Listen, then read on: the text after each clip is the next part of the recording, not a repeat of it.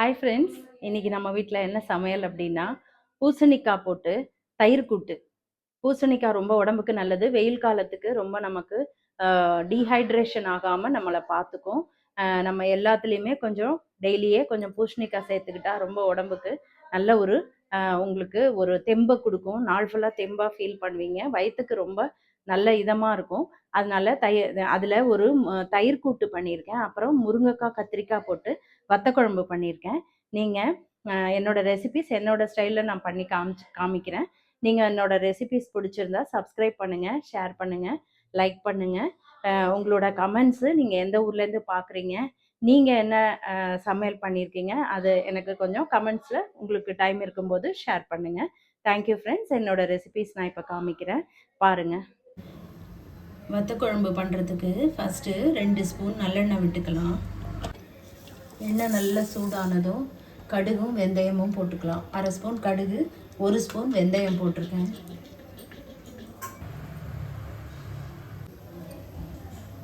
ஒரே ஒரு முருங்கைக்காய் கட் பண்ணி வச்சுருக்கேன். 2 தக்காளி கட் பண்ணியிருக்கேன். ஹாட் வாட்டரில் நல்லா அலம்பிட்டு அதை நான் கட் பண்ணி வச்சுருக்கேன். 2 வெங்காயம், பெரிய வெங்காயத்தில் சின்னது 2 கட் பண்ணி வச்சுருக்கேன். மஞ்சள் பொடி, புளி, ஒரு 4-5 கத்திரிக்காய் இருக்குது, அதையும் வாஷ் பண்ணி போட்டுக்கலான்னு தண்ணியில் போட்டு வச்சுருக்கேன்.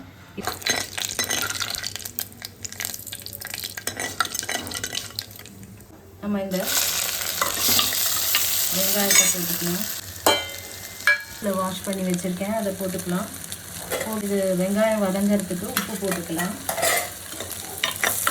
எங்கிட்ட பிங்க் சால்ட் இப்போ காலி ஆகிடுச்சு. இந்த சால்ட்டு யூஸ் பண்ணுறேன், வாங்கணும். இது கூடவே ஒரு 2 கத்திரிக்காய் இருக்கு இல்லையா, அதையும் அப்படியே கட் பண்ணி போட்டுக்கலாம். கத்திரிக்காய் நல்ல கத்திரிக்காய் தான், பட் கொஞ்சம் உள்ளர லைட்டாக கருப்பாக இருக்குது, கொஞ்சம் பழசாகிடுச்சு. சரி, நம்ம அதை வேஸ்ட் பண்ணாமல் போட்டுக்கலாம். எல்லாமே ஆர்கானிக்காக வாங்குறது. நம்ம இந்த தக்காளியும் போட்டுக்கலாம். அது 1 ஸ்பூன் மஞ்சள் பொடி சேர்த்துக்கலாம். கொஞ்சம் இந்த தக்காளி மட்டும் குழையிற அளவு வதக்கிக்கலாம், அப்போ தான் நல்லாயிருக்கும். முருங்கைக்காய் கட் பண்ணி வச்சுருக்கேன், அதையும் போட்டுடலாம். இதில் நான் ஒரு பெரிய லெமன் சைஸ் அளவுக்கு புளி வச்சுருக்கேன். பட் ஃபுல்லாக ஊற்ற போகிறதில்ல, ஒரு 3/4 வாசி கரைச்சி ஊற்றினா போதும். ஏன்னா அது ரொம்ப புளிப்பாகிட்டாலும் சாப்பிட முடியாது. காரம் புளிப்பு எல்லாமே நம்ம மாடரேட்டாக சேர்த்துக்கிட்டா தான் உடம்புக்கு நல்லது. ரொம்ப ஜாஸ்தியாகவும் ஆகிடக்கூடாது, அப்புறம் புளிப்பாக இருக்கும். தக்காளியும் போட்டிருக்கோம் இல்லையா, அதனால் இந்த ஒரு தடவை நல்லா கரைச்சி விட்டுருவேன். பேலன்ஸ் இருக்கிற புளியை நம்ம ஃப்ரிட்ஜில் வச்சுக்கலாம். ஃப்ரிட்ஜில் வச்சு நாளைக்கு நம்ம ரசத்துக்கு யூஸ் பண்ணிக்கலாம், வேஸ்ட் பண்ணாமல். இதுக்கு ஒரு 2 ஸ்பூன் சாம்பார் பொடி போட்டுக்கலாம். இந்த சாம்பார் பொடி தான் நான் சாம்பார், வத்த குழம்பு எல்லாமே இது ஒரு எல்லா ஆலினால் பொடின்னு வச்சுக்கோங்களேன்.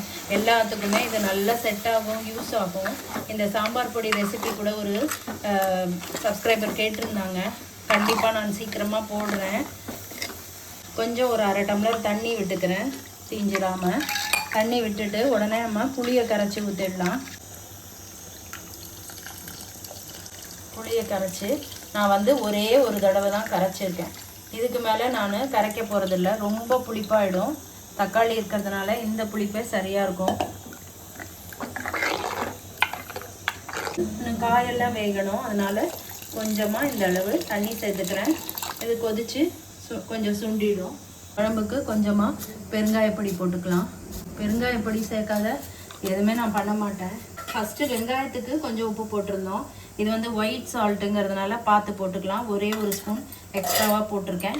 நல்லா வெந்ததும் பவுரலைன்னா போட்டுக்கலாம் இல்லையா. ஜாஸ்தி ஆகிட்டால் ஒன்றும் பண்ண முடியாது, கொஞ்சம் கஷ்டமாயிடும். அதுக்காக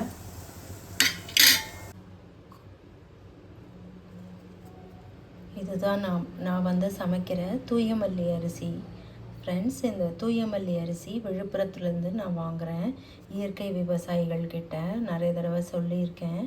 இது இந்த கப்பில் 3 கப் ரைஸ் போட்டிருக்கேன். 3 கப் ரைஸை நல்லா ஒரு 2 ஹவர்ஸ் நான் ஊற வச்சுருக்கேன். ஊற வச்சுட்டு நம்ம 3 கப் ரைஸுக்கு ஒரு 8 கப்பு வரைக்கும் தண்ணி விட்டுருக்கேன். அதாவது 3 கப்புக்கு நம்ம யூஸ்வலாக 6 கப் விடுவோம் இல்லையா. இதுக்கு வந்து நான் 2 கப்பு எக்ஸ்ட்ராவாக தண்ணி விட்டுருக்கேன்.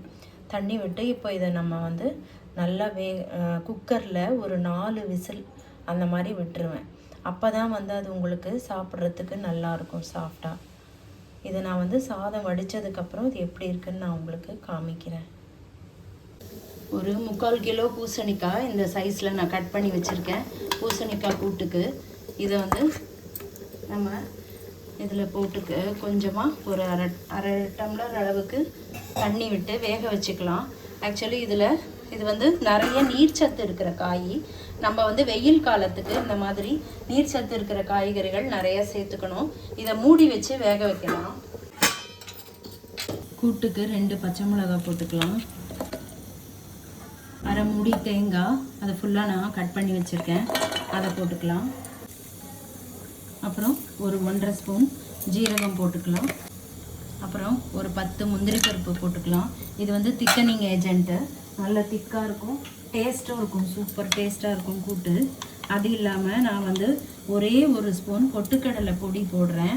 இது வந்து உங்களோட சௌகரியம், வேணும்னா போட்டுக்கோங்க. இது இன்னும் கொஞ்சம் டேஸ்ட்டாக இருக்கும்னு இதை நான் சேர்த்துக்கிறேன். நீங்கள் பொட்டுக்கடலை கூட போட்டுக்கலாம் ஒரு ஸ்பூன், பொடி இல்லைன்னா.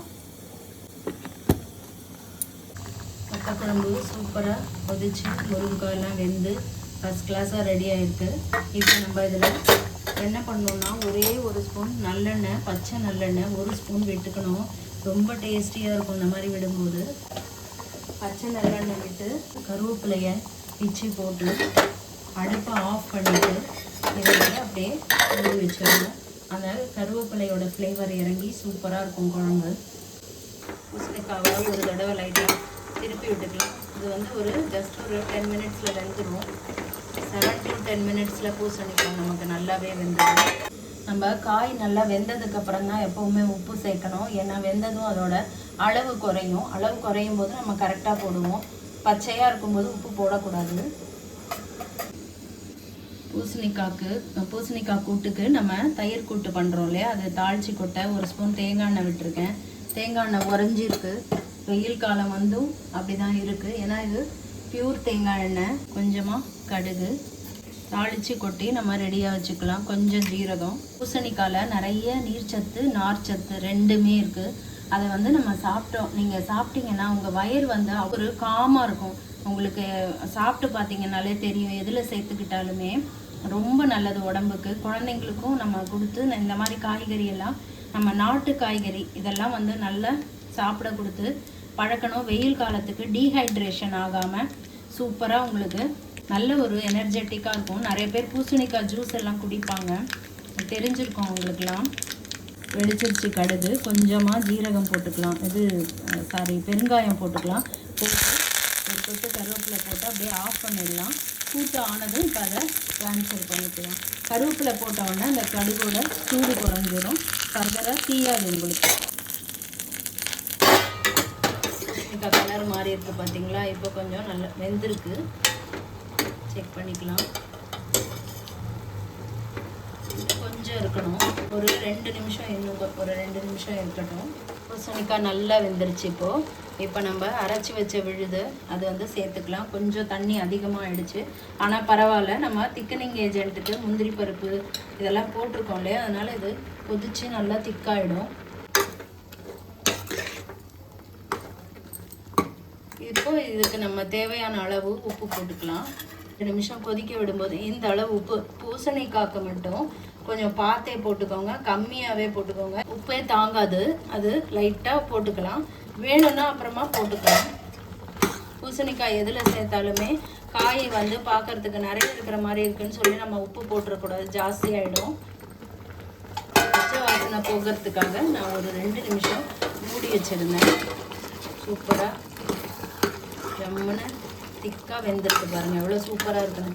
பயங்கர டேஸ்ட்டாக இருக்கும் இந்த கூட்டு. சாப்பிட்டு பார்த்துட்டு நீங்கள் சொல்லுங்கள், நீங்களும் பண்ணி பாருங்கள். இறக்கி வச்சுட்டு இதுக்கு நம்ம ஒரே ஒரு கப்பு, நான் வந்து வீட்டில் உர குத்தின தயிர் தான் சேர்க்குறேன். 1 கப் தயிர் சேர்த்துக்கலாம். தயிர் சேர்த்துட்டு அதை தாளித்து கொட்டணும் இல்லையா, அதையும் இதில் ஃபுல்லாக போட்டுக்கலாம்.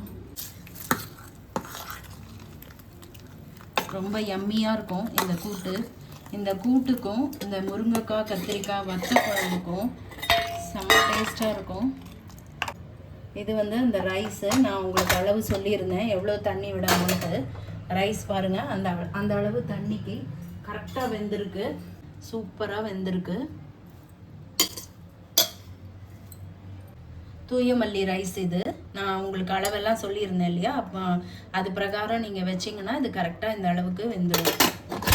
இதுதான் இன்றைக்கி எங்கள் வீட்டு சமையல். தூய மல்லி ரைஸ், முருங்கைக்காய் கத்திரிக்காய் வத்த குழம்பு, பூசணிக்காய் தயிர் கூட்டு.